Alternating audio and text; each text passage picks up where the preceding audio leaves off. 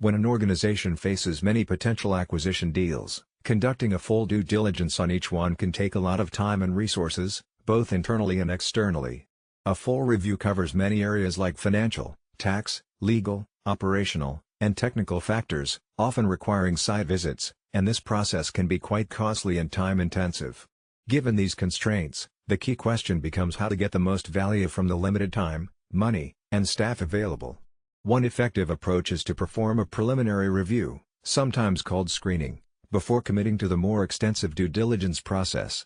This early review happens before signing key documents like the heads of terms or letters of intent. It isn't meant to replace thorough due diligence but rather acts as an initial check to decide if it makes sense to move forward or not. The preliminary review looks at a smaller set of information in less detail, aiming to identify any obvious red flags or reasons not to proceed, all within a shorter time frame and lower cost. While it may not catch every issue that a full review would, it can still highlight important risks and help avoid unnecessary expenses and time commitments. If this screening reassures us that the deal looks promising, we can then move on to the full due diligence with more confidence, knowing that the bigger investment of resources is justified. This process helps companies focus their efforts where they're most likely to get good returns and manage risk efficiently. When a company plans to grow through acquisitions, it's important to start with clear criteria about the ideal target, such as location, industry sector, size, and financial benchmarks like revenue and EBITDA. This helps avoid wasting time on unsuitable opportunities. The first step is to gather the basic information, including brochures or profiles, to get a quick overview of the target company and deal. You should also try to find out the seller's expected asking price to see if the deal meets your financial goals and if the valuation multiples are reasonable. Understanding why the seller wants to sell is also crucial, as this can influence whether the deal is worth pursuing, especially if the sale is due to distress or urgent need, which might not fit your strategy. Next, reviewing the company's management accounts for the recent months and the last 3 years of audited accounts is essential to understand its financial health and whether it needs restructuring or improvement. This review covers profitability, working capital, and financial stability.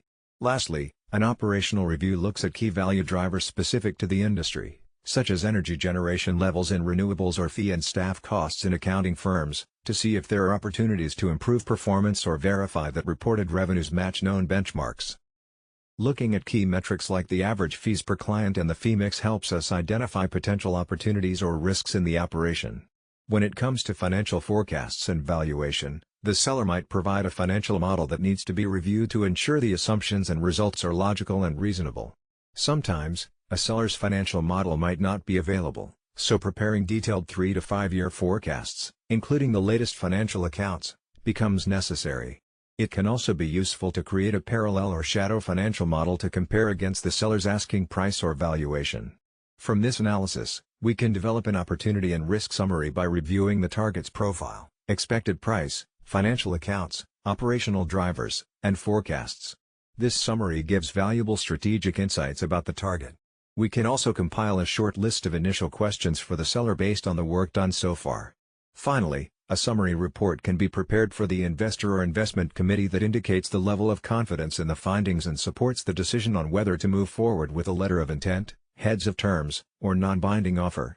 If the decision is to proceed, full due diligence, including financial and tax due diligence, should follow over a longer time frame. To wrap things up, it's important to keep in mind that the preliminary review process is a crucial step for quickly identifying which acquisition targets are worth pursuing further. Even a brief, focused examination can help highlight potential opportunities and risks early on, saving time and resources before moving into full due diligence. By looking at key indicators like client fees and operational performance, organizations can make smarter, more strategic decisions that align with their goals and reduce the chance of surprises later in the process. This approach allows for better prioritization and a clearer path forward in acquisitions or investments.